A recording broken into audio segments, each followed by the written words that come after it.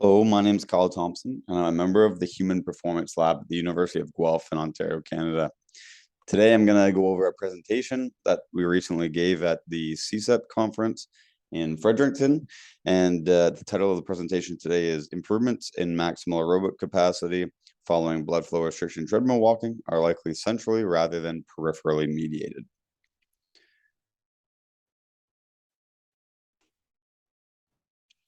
So with normal exercise, we see an increase in arterial inflow and an increased venous outflow. And this is really just due to the increase in vasodilation that occurs when we start exercising. And then the venous outflow is likely due to that increase in muscle pump action that we have with the contracting musculature during dynamic exercise. However, with BFR exercise, we have a reduction in arterial inflow and reduced venous outflow. And this is mostly just due to the cuff that we're literally just placing around the leg and inflating. If you've never seen blood flow restriction exercise, you can see the participant here is walking, and we've got the Delphi tourniquet systems. And so the cuff is inflated around their upper thigh, and the inflation pressure, it actually adjusts to try and remain constant while they're performing the walking exercise. Now, what's really cool about BFR exercise is we see that when you combine it with low intensity exercise, is that we see large improvements in VO2 max. So this classic study by Park and colleagues, they took relatively fit varsity level basketball athletes and performed walking exercise 2 times a day for 2 weeks. And you can see in the graph there that there was a dramatic improvement in their relative VO2 max following the training. Perhaps more impressive, though, because of the baseline fitness status of these individuals, we can see in the study by Held and colleagues that following 5 weeks of training with BFR exercise 3 times a week, that again, there were large improvements in their relative VO2 max. So the big question here for us is, how is this happening? Well, what we can do is we can look at how training normally improves our VO2 max. And we normally bin these into 2 separate factors. The first is central factors, such as your cardiac output. So that's the ability to pump blood to the actual active muscle. And then your oxygen carrying capacity. So we often talk about hemoglobin mass, or the amount of red blood cell that athletes have. And that allows you to actually bind oxygen and then transport it to that muscle. On the peripheral side, we have things like oxygen extraction, capillarization, mitochondrial content, or mitochondrial function. So to get at these different mechanisms, they're often invasive and expensive. We can do catheterizations to get at cardiac output and limb blood flow. We can use the CO rebreathe technique to look at the hemoglobin mass or the blood volumes, or we can do tissue biopsies to get at capillarization, the mitochondrial proteins, and the different function. But before performing these invasive procedures, it's nice if we can get a simple idea of where adaptations are occurring to give us an idea of where we should be looking for those invasive measurements. So what we can do is we can perform a single leg test.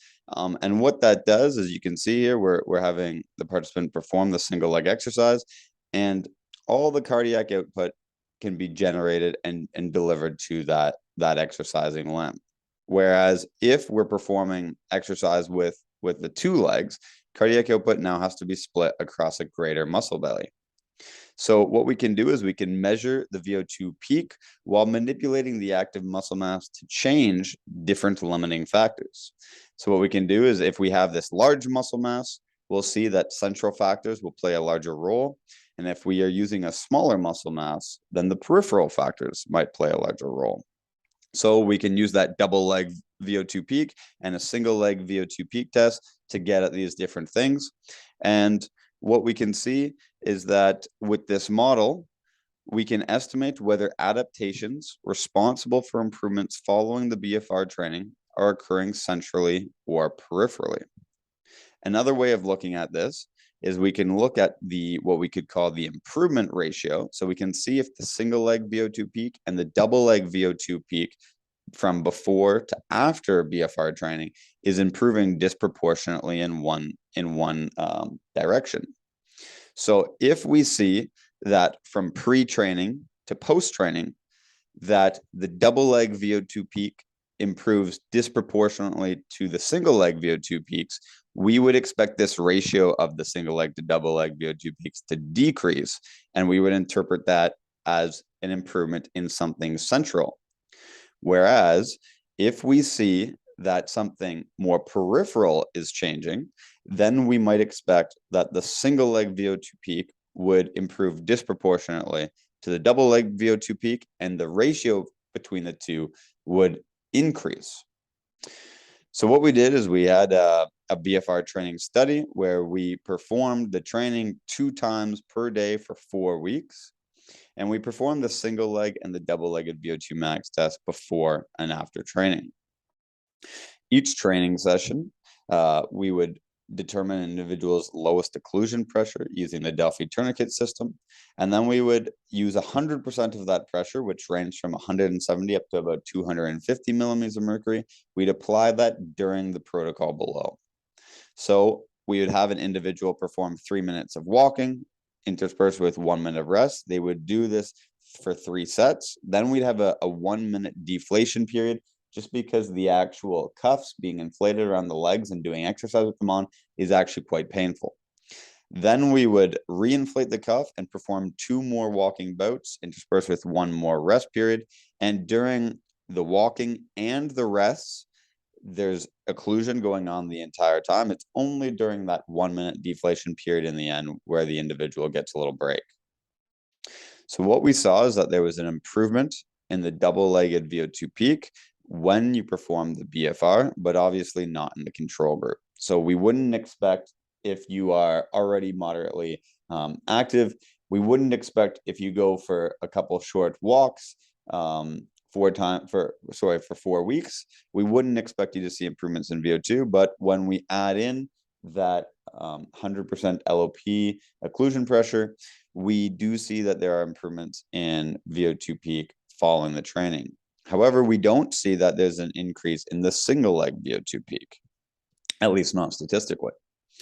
Again, when we look at that single leg to double leg ratio, so this is looking at how quickly either the single leg VO2 peak or the double leg VO2 peak are improving, we can see that there's no statistical difference, but that there could be a slight reduction. And just remember that if it had reduced more and if this was significant, then we would have interpreted this as an increase in a central adaptation. So some of the follow-up work that we're doing right now is we're doing another BFR study where we are looking at some peripheral factors.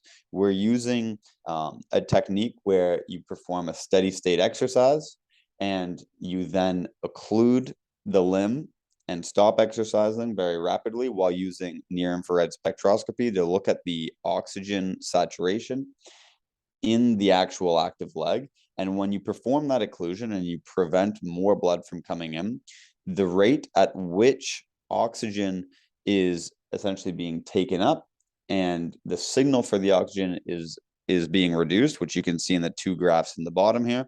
You can see the rate at which this is happening is giving us an indication of how quickly that individual is able to utilize the oxygen.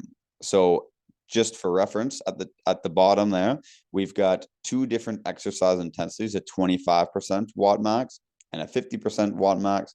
And this individual, as you might expect, when they're working at a higher intensity and then they immediately stop exercising and we occlude the limb, the rate at which the oxygen signal is disappearing is faster because they're extracting it at a faster rate. This is going to give us more insight into whether something is happening peripherally. And then on the central side, we're also looking to implement impedance cardiography using a device called the PhysioFlow, and we're working on setting that up in the lab. And then with Rowing Canada, we're lucky enough to be working with their athletes, and we are doing repeat measures of hemoglobin mass and the red blood cell and the blood volumes from before to after 4 weeks of training to see whether or not those things are improving in these high-level athletes. I think in the end, we might still need to look at invasive measurements to get a real nice indication of what's happening, but these are great steps for now. So for today, the take-home points are that we can perform VO2 max tests with small and large muscle masses to give insight into the location of training adaptations. And the second is that BFR treadmill walking increases double leg, but not single leg VO2 peak. Thanks so much and for listening. And if you have any questions, please feel free to send me an email.